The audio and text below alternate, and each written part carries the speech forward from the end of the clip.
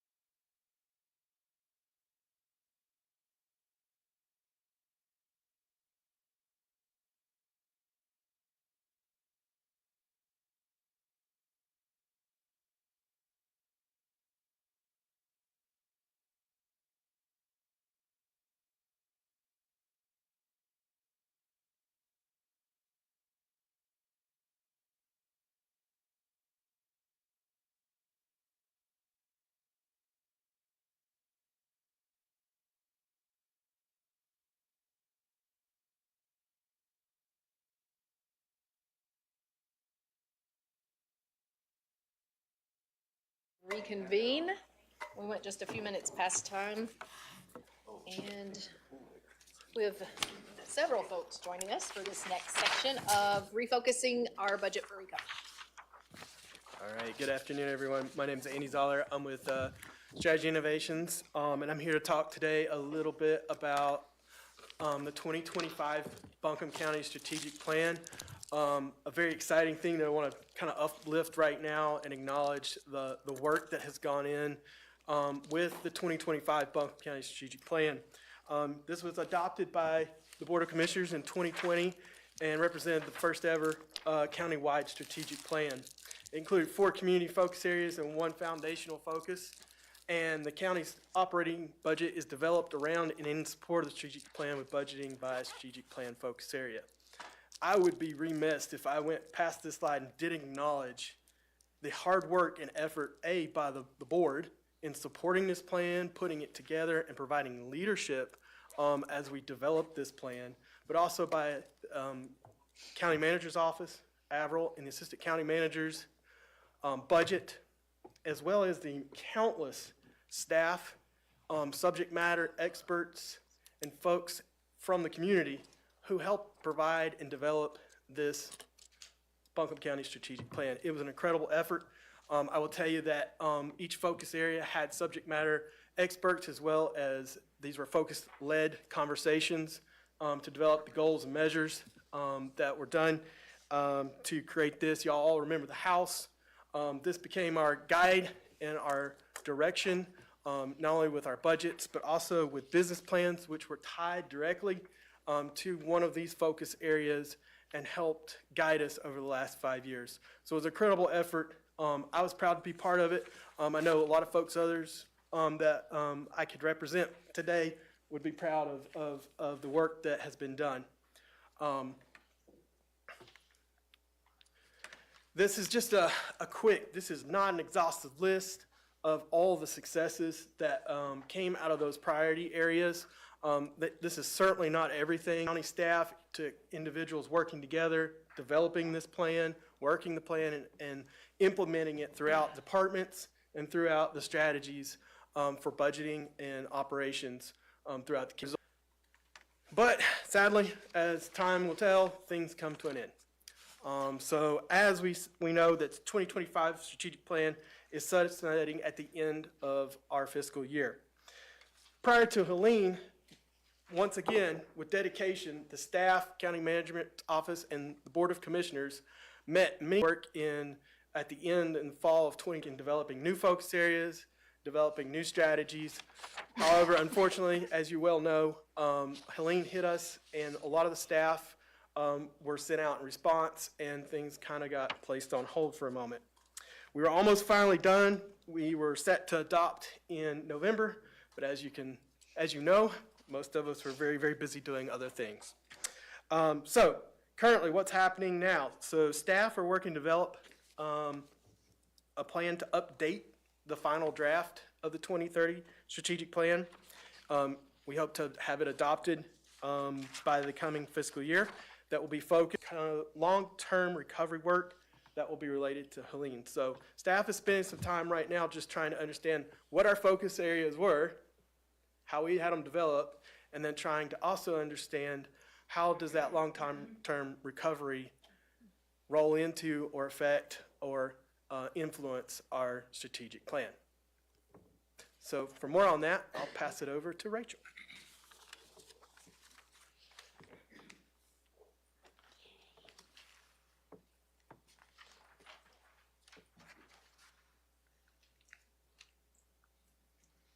That's backwards. Down. Yeah, the down button. Down. Budget one. It only goes down. Let's start. Appreciate Very that glad all humor, the media John. people left for the day. Appreciate that. So I'm Rachel Sawyer, and I was in front of you earlier today on the topic of school consolidation feasibility study. Now I'm back. My regular role with county government is to lead strategic partnerships, as you know, which is sort of a grants and funding office for Buncombe County, and as was true for people all across Buncombe County government, we have shifted into other roles in the months since Tropical Storm Helene. And Avril invited me, I don't know, was it October? We were in the Emergency Operations Center when it was in the embassy suites in the ballroom. That's like that chapter of the Helene response.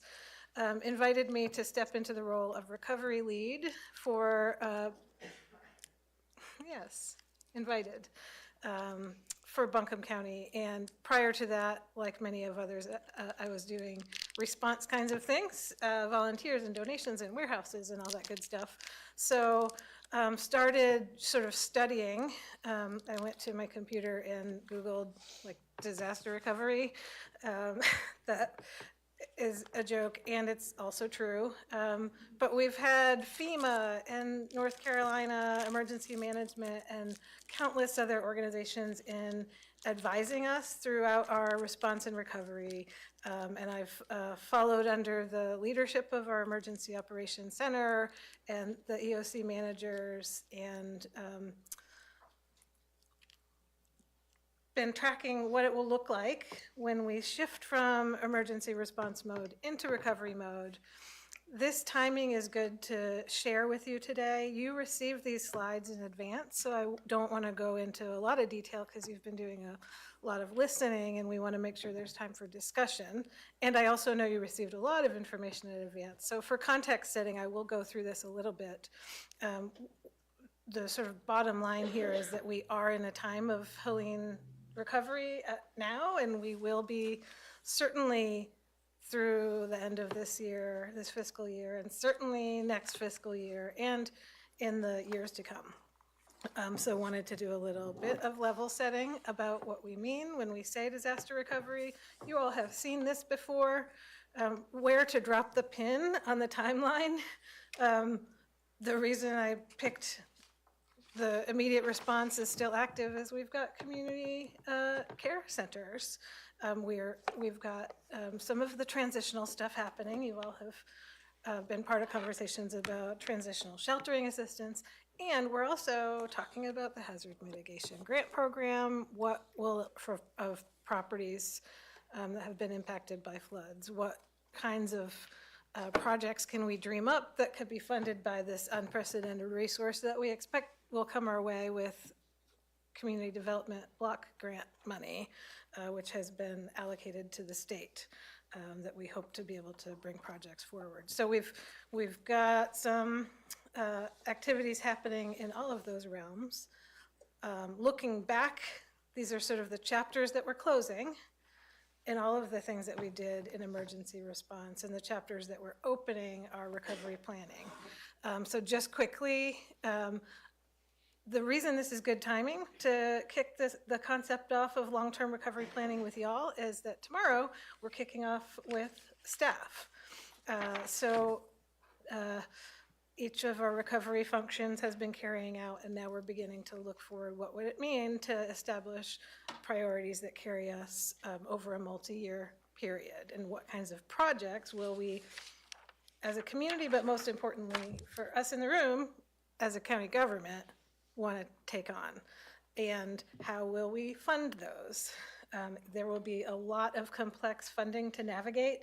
So if we want to accomplish a park renovation, or restoration is a better word, looking at all of the intergovernmental avenues of funding and making sure that we're matching the right funding to the right projects, so that we're leveraging as much as we can of those outside dollars, getting in a way that we're carrying out the projects that lines up with the things that the commissioners have told us you care about, through the strategic plan, establishing goals and vision for our community. We want to make sure that we're carrying out our recovery with equity in mind, with resilience in mind from a environmental perspective. We don't want to just build back, but we want to do those enhancements so that we are I'm in a stronger place afterwards. Oh, I went backwards again. I feel like up should be go.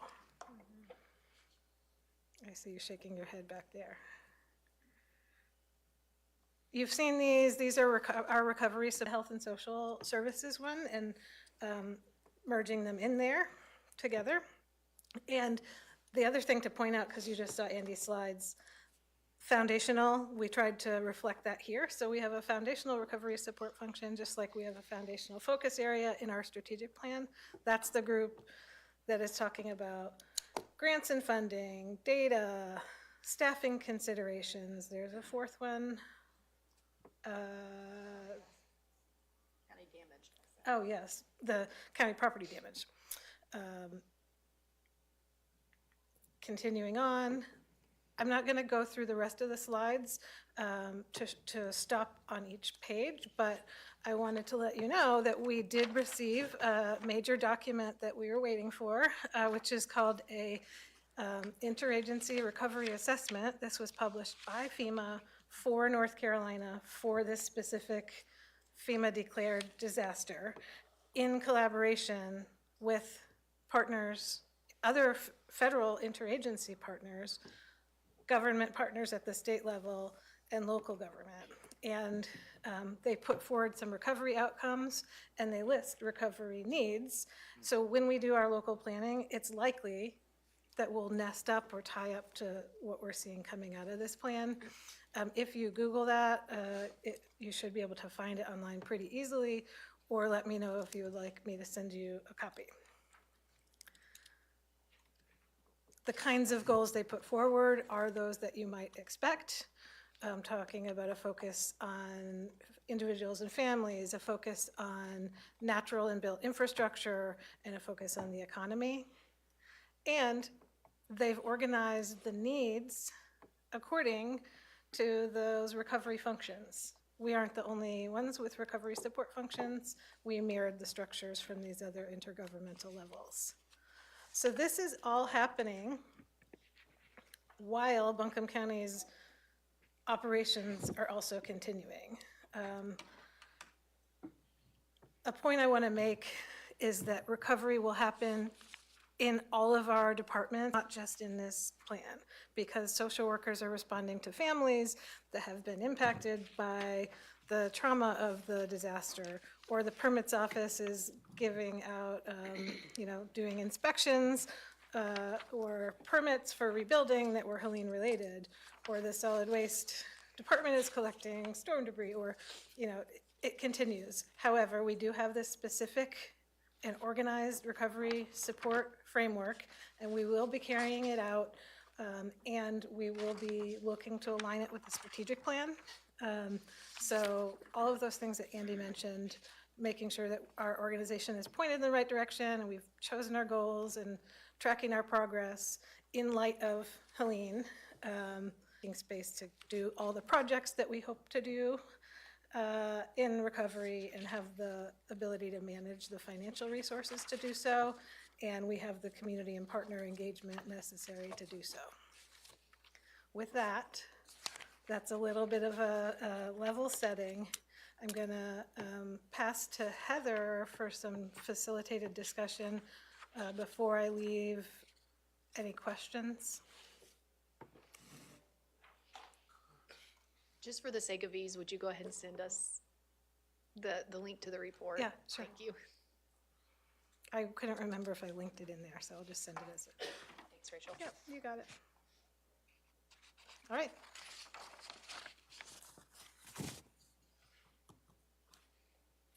Hi, hello again.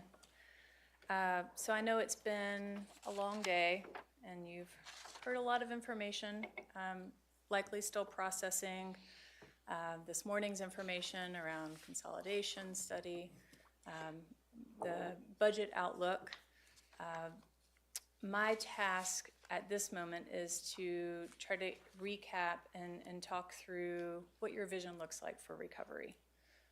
So I think a good place to start would be to ask you all to chime in and share what recovery is looking like for you. What is standing out to you, especially Rachel and I intentionally left this diagram up on the screen to give you the visual of where we are planning to focus.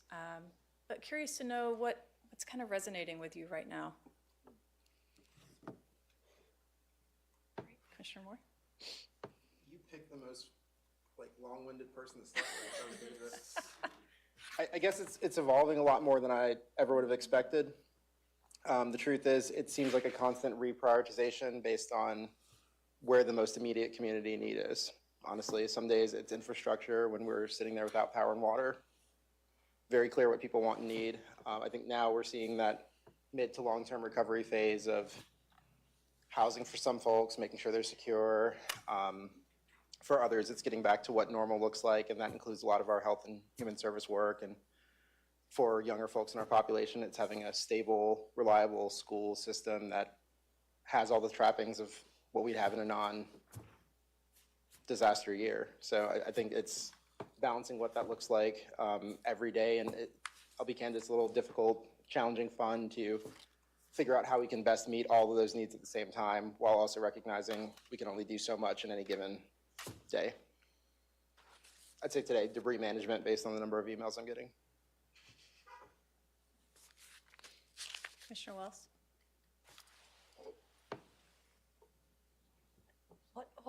What strikes me through this process is, where people are at different places and communities are at different places, partly to what Commissioner Moore was getting to, and so there's no just one easy path like this happens and this happens and then we get there. And I think it's so important that there's so many aspects that we're working on, and so we're working on now we're in the recovery, but we're working on that short term, but also getting to the long term as well, to what you were talking about with the strategic plan. And I think about all that tremendous work that went into the comprehensive plan, and then to this 2030 strategic plan, where we were at a tremendous amount of community input, staff work, all of that. And when I look back at where we were with that plan and reviewing the comp plan and then looking at our needs, is I feel like there has been a lot of really good work done that we can still refer to. It's not as if that stuff, that all goes away. I think it's very much that's the vision of where this community wants to go, and then we just have to work to get there with the things that, the extra challenges that we now have upon us with that. Very insightful. Anyone else? Commissioners? I think go ahead. Okay. No, you go ahead. Okay. When I look at where we are now, I think of what one of my bosses told me years ago with the bank when we were working on mergers. And it was just screwed up royally. And he said, Al, he said, let's look at it this way. He said, now it's already messed up, but you can correct it and do it on steroids, because you've got the cover to do it, and you'll be a lot better off at the end of the day. Well, I look at this, sure, it's a challenge for us, but thank goodness we have, going into this, a strategic plan and all. And we can just take this and make Buncombe County better than it would have been by doing it hopefully quicker and making the corrections that we need to make. And, be objective. We've got to listen to everybody and all, but do it that way. But I think at the end of the day, we'll be better off. I hope so. There's going to be a lot of pain points to get to that, but I do Yeah. agree with what my fellow commissioners have stated already. I think the comp plan for us is more important than it even was at the time of it being developed, that we knew it would be. Right. Because it gives us a working document to help guide our growth, our development, our rebuilding after the storm, and gives us those guideposts of how we're going to get there. And, I look at that specifically as we think about, our small area plans. Swannanoa is rising to the top of needing to be a part of that comp plan. So I think it's expediting a lot of the things that we knew were coming, that we knew that we had to do. And I think it's a great opportunity just to build upon what we already love about Buncombe County and doing it in an expedited fashion. I think too, it's also exposed where, you know, we have some gaps in our community, particularly as we look through at rebuilding. We need skilled trades. We need people trained to be able to help us rebuild. It gives us some ways to look at how we're going to, you know, invest, but also partner with those who can help get us there to accelerate that recovery process. Sure, I'll just add that I think we're making strides in centralizing the resources. It is a really confusing time for so many folks in the community, and just not knowing where to turn when folks are in need. And so as we create the One Buncombe hotline that is able to connect people to resources, as the state is sending in from emergency management, we've got caseworkers coming in to help. How do we centralize that? With also, we've got community organizations that are out there and eager to get to work. So, you know, the important work that's happening right now to ensure that as folks, for example, roll off of TSA vouchers, that we are able to get them. You know, FEMA has an important role, but they're not caseworkers. So how are we connecting constituents to the caseworkers that exist and make sure that it's seamless for people, because folks are still acting with disaster brain even months later, and making sure that the kids are fed and clothed. And so a lot of progress is being made, and we're still on that path to centralize those resources to get them to people more efficiently and connect the need to the resource. What was the question again? I'm sorry. I'm an overload. Yeah, so I'm simply asking, what are your thoughts right now on this recovery process that we're going through? It's not a straight line. I think one of the biggest things for me is that I remind myself, as long as we're moving forward, as long as we're seeing progress, we're doing something.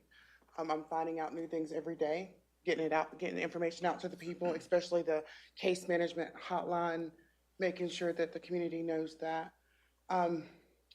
Ensuring that we have mental health professionals and nurses out there on the field is big for me, very important to me. I tell people often that Helene hit all of Buncombe County, but she didn't show her love evenly. So, I mean, Swannanoa, Black Mountain, Fairview, just ensuring that we are really focusing in on those areas, especially that was hit and people still aren't home. I say that as a displaced person here in Buncombe County myself, with young children as well. So I definitely think it's important that we keep a realistic view of what's happening within our communities. Did I answer the question, or did I hit everyone? Yes, you did, thank you.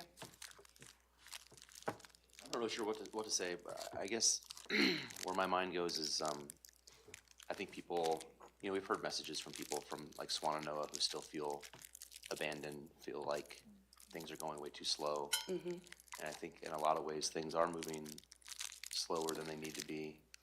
I also think people's expectations, they don't know what their expectations should be. I think it's it couldn't possibly move as fast as I think some folks might think. So I guess where my thoughts go next is I think people just want to know that there's a plan, that someone's thinking about. I think the 45 different government agencies and levels of government that have been involved in this since it started have done a fantastic job in educating people on the day-to-day, you know, what happened yesterday kind of perspective. And we need to do more on painting a picture for months from now, what's happening, you know, what are we working on for the future, I think is where we're at today. I think you're absolutely right. So given what you all have pointed out, we do have a comprehensive plan, and I did recently go back through that and thought, oh, yeah, so this is going to come in handy, right? We did a lot of great work on the 2030 strategic plan, identifying priorities, but knowing that recovery, we have a recovery plan. We have a plan that's focused on federal guidelines. It has to happen. It will happen. Where do we go from here? What is your vision for how we move forward as a county and how that impacts our 2030 strategic plan and what you would like to see take place? It seems like when I looked back over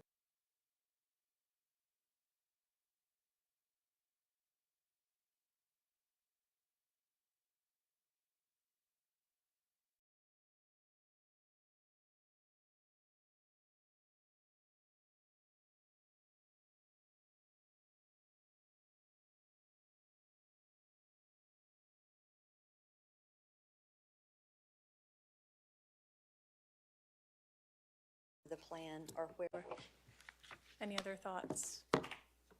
What's the vision? Where do we go from here? I think the strategic is a huge accomplishment, a massive effort in small d democracy, given how many folks from around the community had input on that. I think it's important that we first, we look backwards to see, really put some numbers to the progress that we've made, and I look forward to reading through a lot of that. I've made this joke before, but a famous boxer once said that everybody's got a plan until they get punched in the mouth. So I think our progress will be partly judged on how quickly we can get back on the plan, because I think the overarching community focus areas are still correct. We've just, set that vision moving forward. That can be well communicated so that we can show that goals are being met, even if they're incremental goals, and maybe they're not moving as fast as we all want, but being able to show that incremental progress of how we're getting there, I think is gonna be a key to what Commissioner Sloan said. Folks they wanna see that progress, and if we can help them visualize it and understand it, that's gonna be a key marker. I agree, and I'll add to that, just to, because this is great up till now. I've never heard Mike Tyson quoted in a county meeting, so thank you, Drew. I think being honest about the timeline for what that looks like is the most helpful thing to our community, because we can name all of that. We've properly triaged. I think we're taking a year versus this is a 5 to 10 year path to get back to, what was it, 58 billion worth of loss in the greater area. So I think communicating that will help people feel reassured that the people who are making these decisions understand and have a realistic perspective of what recovery looks like. One additional thought I have is, I guess just around people's perspective of safety and how we should think about that through the recovery planning process.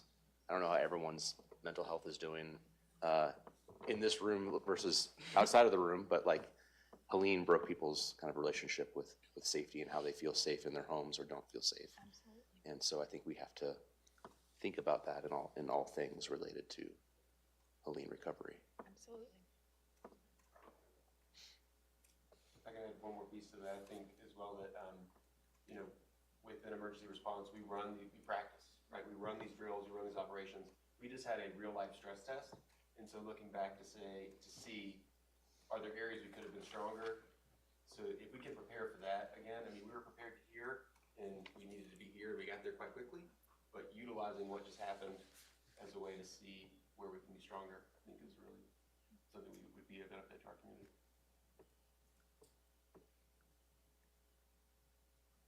Yeah, well, we have an opportunity to do some after action deep dives, to do some of that. And those are Yes. hard, those can be really hard conversations, but I think it gets to your point of moving forward. I think we're also remiss too, as part of this, there were pockets of our county that were minimally impacted by Helene. And I think there's a lot of folks who were minimally impacted, that maybe they lived in a part of the county where they were only out of power for a short time, or they never lost water because of where they live.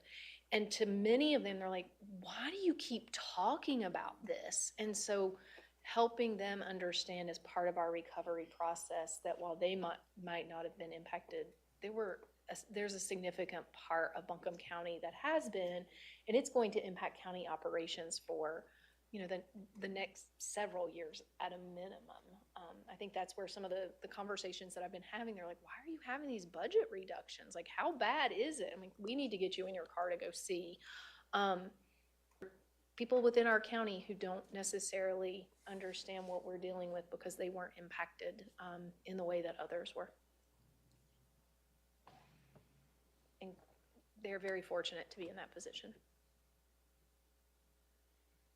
Any other thoughts on vision and moving forward strategically?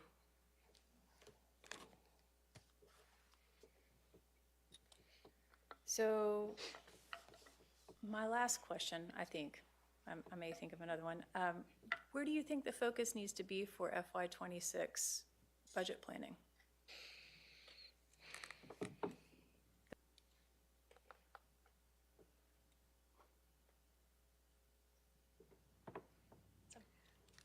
It's a big question. That's a big question. It's a big question. You want me to put it in a sentence? I don't like, Or a single word. How do we even get to it? right. Clearly, right, recovery, it's part of it, and I do think the recovery, though, does dovetail in with where we were going with the 2030 strategic plan. So I don't feel like it's just throwing that out by any means, because we had this vision of where we were going as a county and where the community had provided that. So I think it's looking at that as we go forward. And because part of that is also,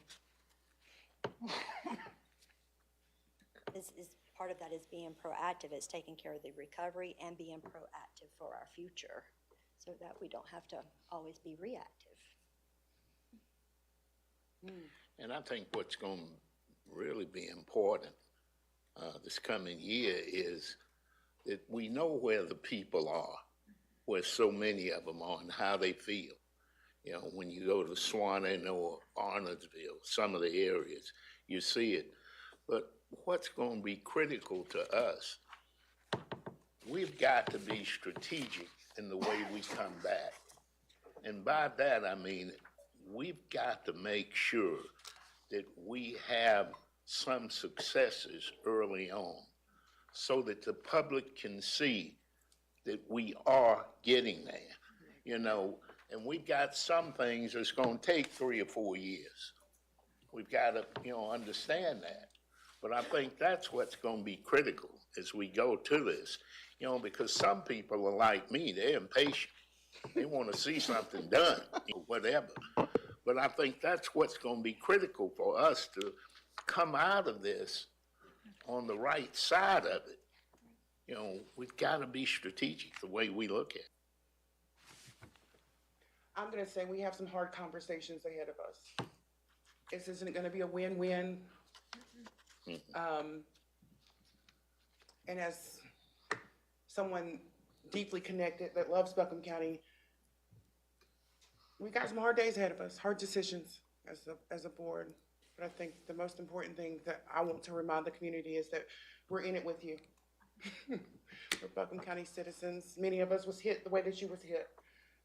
I lost family in the flood. My home, I can't access it. It's not safe for a newborn child. Like, we're going through the same things that our community's going through. We are too. So just trust us and work with us. I'm sorry. We got some hard decisions ahead of us. As I look at, you know, this foundational piece of recovery, you know, there's already we've picked up a lot of debris and there's some successes there. But for me, looking at it, it's like, where are people hurting? Where are they struggling the most? What can we do as a county government to help expedite the recovery of people? I'm going to use that phrase again. We're a service-driven organization. You're going to be tired of me saying that, but looking through that lens of being a service-driven organization who takes care of people across the county, where in this recovery foundational piece do we have the opportunity in FY '26 to make the most impact and moving forward? And for me personally, this is of housing. We know that people have lost homes. We had a crisis between getting people into safe, secure, stable housing. And then also in North Carolina, where as a county government do we have the opportunity to impact economic revitalization and reducing that unemployment rate? And to me, a lot of that does go hand in hand with act in terms of jobs. And it's a good opportunity. We talk a lot about, you know, what can we do differently and better? And we've talked for years about diversifying the type of economy that we have in Buncombe County. And we have a golden opportunity ahead of us right now to start doing that. And if we don't look at some of those things that we know that we've talked about doing for years and start implementing and making that happen, if we don't do it now, we never will.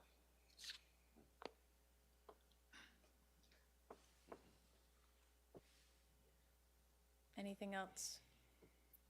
Focusing budget and budget planning for FY '26. I've heard recovery,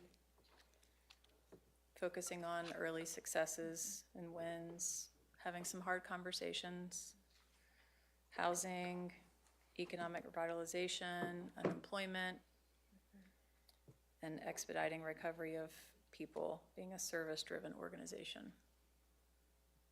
Anything else come to mind? I was just gonna say that we do have an amazing comprehensive plan. Amazing work has been done, but that might mean that some of those states have to prioritize something else right now. I mean, we're in the middle of a crisis.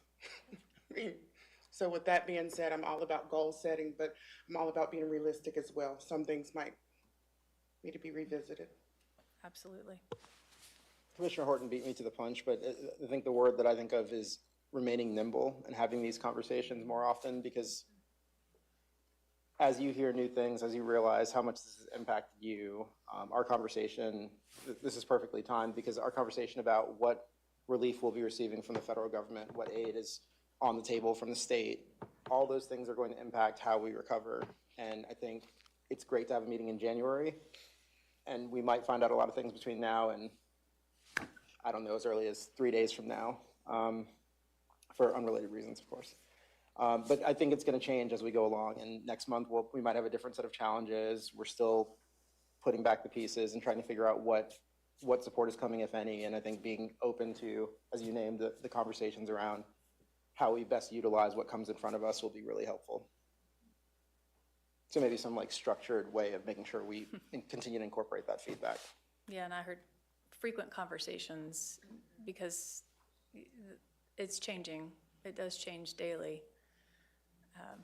So yeah, nice I think point. that's a key component too of how we communicate with each other, but also with the county at large, is, you know, having worked in that disaster response world for a number of years, you know, you're making the decisions with the information that is right in front of you at that time, and knowing, as you said, that it may change. And I think being able to have that realistic conversation and communications with the residents of Buncombe County is going to be a key factor to our success. Saying, yeah, we know that this is the work that we're doing right now, and it could absolutely change, and helping to set some of those expectations that we may have to change course very unexpectedly because something has developed as part of our recovery plan.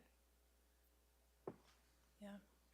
And so I guess that will be important to keep in mind as we start thinking about, we will need to put a strategic plan in place for 2030.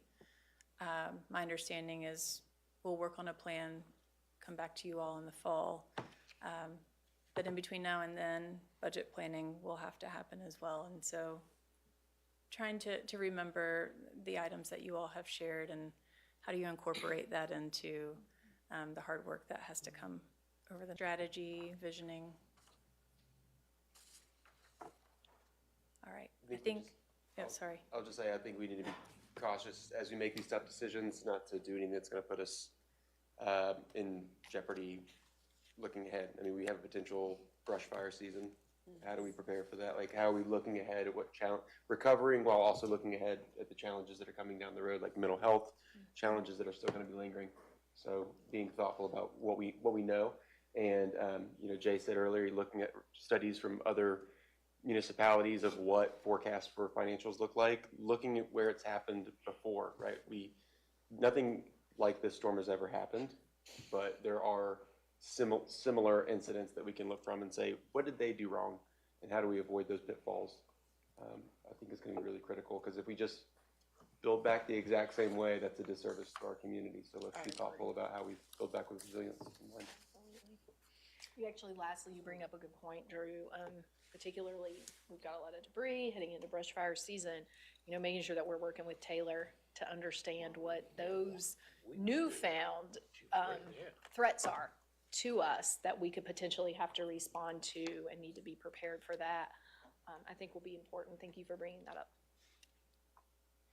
Well, thank you all. Thank you, Heather. Thank you. Thank you, Heather.